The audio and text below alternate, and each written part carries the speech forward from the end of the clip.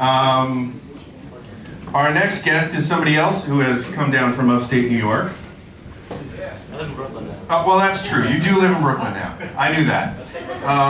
But at the time, when I was working at Absolute A Go-Go, and I should not forget, at the same time he was running Miracle Management, that managed at various times Miracle Legion and Shelley and Orphan and the Figs and Super 400 and several others. Peter here was in a band called Subduing Mara. And I don't know if Pete even knows this. At one point, 5 years of being in the office with Brad, the one time he looked at me and said, "What do you think of Subduing Mara? Maybe you should manage them." And being the other guy in the Absolute A Go-Go Miracle Management office, listening to his side of conversations on the phone with the bands that he was managing, I think it took me a second and a half to say, no. No offense, but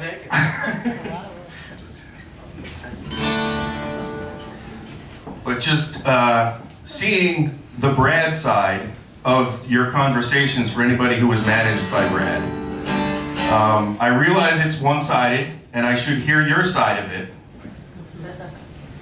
but no, I wasn't going to manage any bands. However, over the years, I probably have given away as much free management advice to bands as Brad did. Because everybody here, I think, has a direct connection to working with Brad.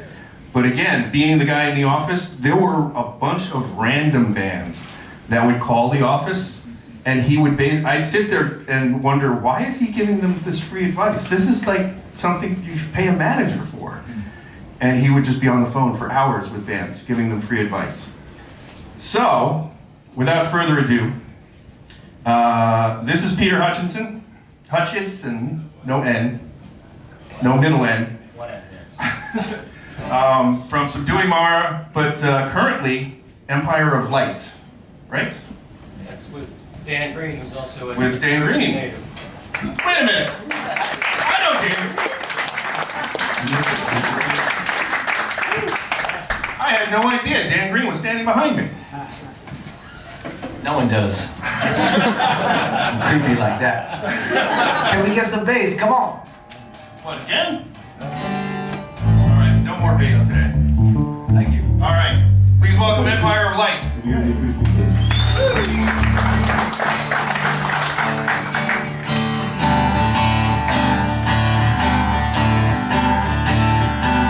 That work for you? All right. It's really nice to be here under the circumstances. I was really fortunate to be at the last year. There was a little get together upstate for Brad, and it was so nice to reconnect with so many people I met through Brad.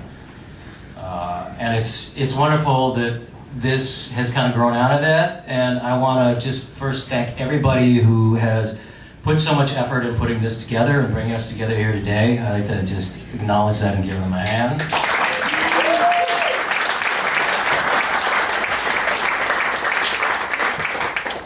I have a lot of Brad stories, but I don't think we have time for all of them. Brad never officially managed our band, but he doled out a lot of free advice. We all know where some of that got us. But Brad was a very good friend. I think the fact that Brad never officially managed any of my bands allowed me to maintain a really wonderful friendship with him over the years. I just sort of, as an outsider, I've experienced that once Brad manages your band, things change in terms of your relationship. And I'm, in a way, I feel really lucky that we were able to have this ongoing friendship. He recorded a number of projects for me and bands I've been a part of. And it's funny, you mentioned the manuscript. I don't know, how many people have read the manuscript? I'm just curious. Really, have other people read the manuscript? Yes. For those who don't know about the mysterious manuscript, Brad's manuscript contains one story from the road from every band he has ever managed. And it's either the funniest or the most bizarre or the most embarrassing story that he's ever heard that band tell.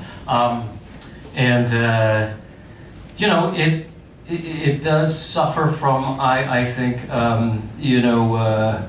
Brad tried to elevate it to something else, but the stories are fantastic, and I kind of like to, it would be nice to have it see the light of day just for his friends and community, so. Anybody knows Brad knows that, you know, a big connection with Brad is music. We talk about music incessantly. And despite the fact that he loved to say shit like, I saw the Clash at Bond Street 5 nights in a row. We listen to a tremendous amount of prog rock. And, you know, he's like this huge, like, Supertramp fan. And I really wanted to try and learn a Supertramp song for tonight. But they're all just really fucking hard. I couldn't figure any of them out. So knowing that Brad is also a huge Beatles fan, we settled on a George Harrison song. 2, 3, 4.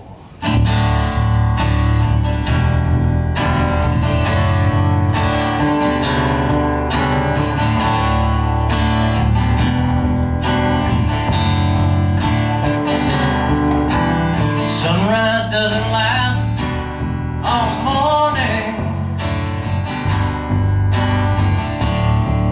A cloudburst doesn't last all day. Love is up and left you with a warning. It's not always gonna be that great. All things must pass. All things must pass away.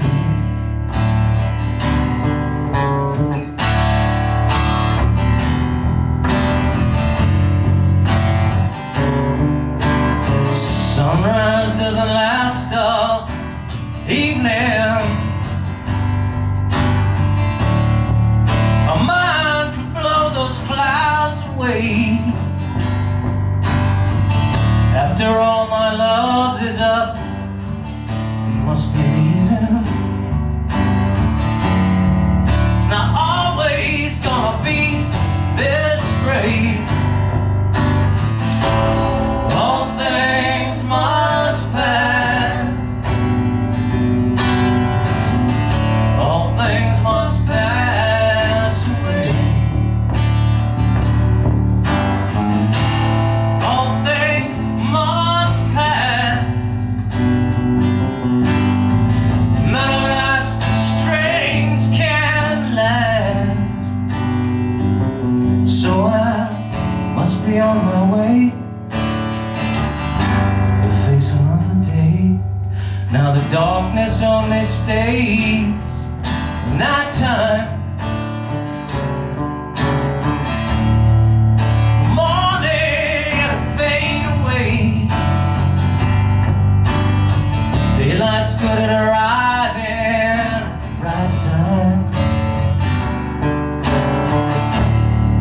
It's not always gonna be this great.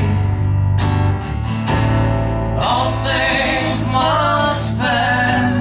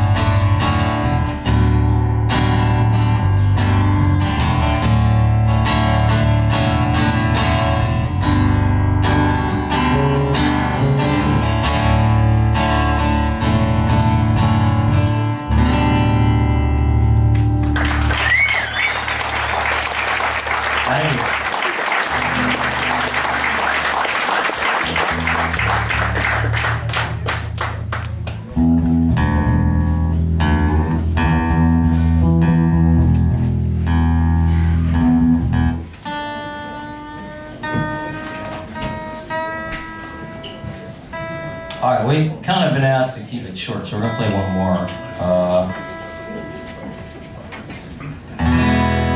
I don't know how many of you who've worked with Brad have had this experience, but we always like to tell the story.